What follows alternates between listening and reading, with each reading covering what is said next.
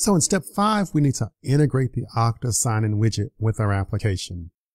So the first thing we need to do is add support for the Okta sign-in CSS styles.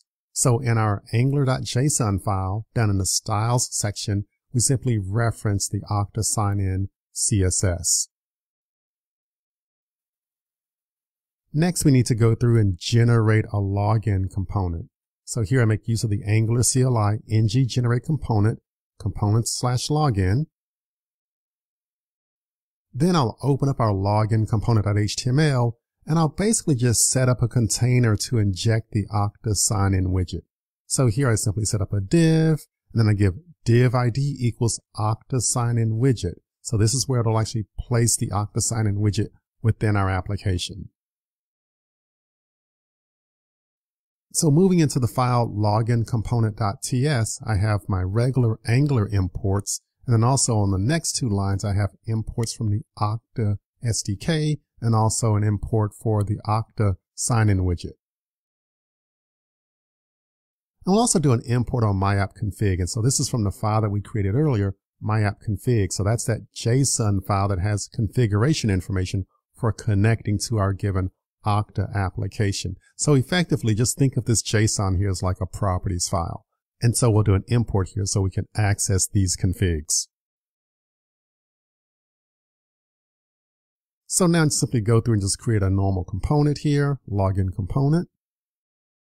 I'll set up a reference here for Okta sign-in. I'll set up a constructor where I'll inject the Okta auth service.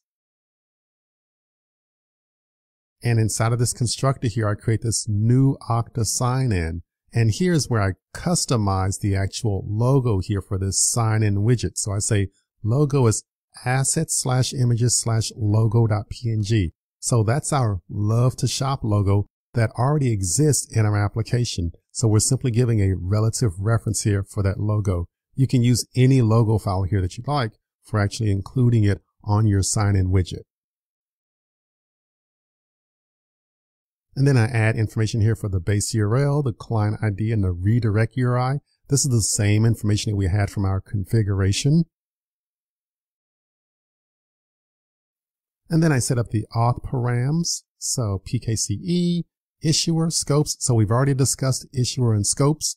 You're probably wondering about PKCE. What exactly does that mean? So that stands for proof key for code exchange. We have this value set to true. So let's talk a bit about this proof key for code exchange.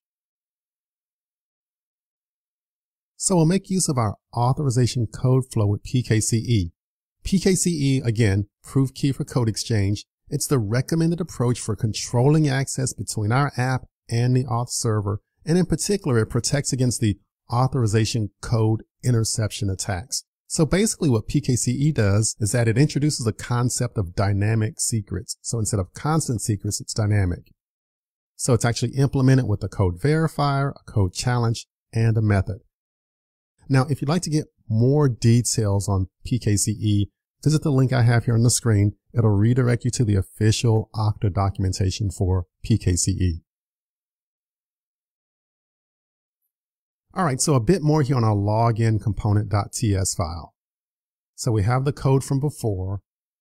Now we'll add this new method here for ng on init.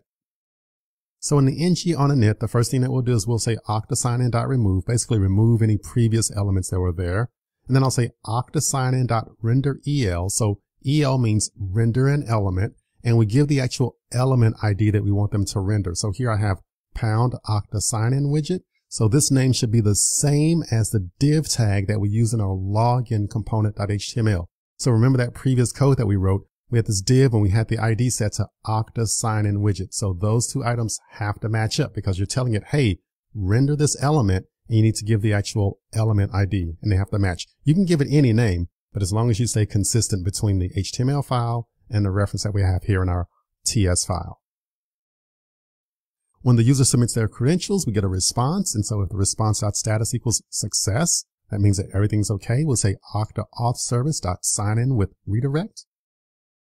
If we have an error, then we simply throw an error.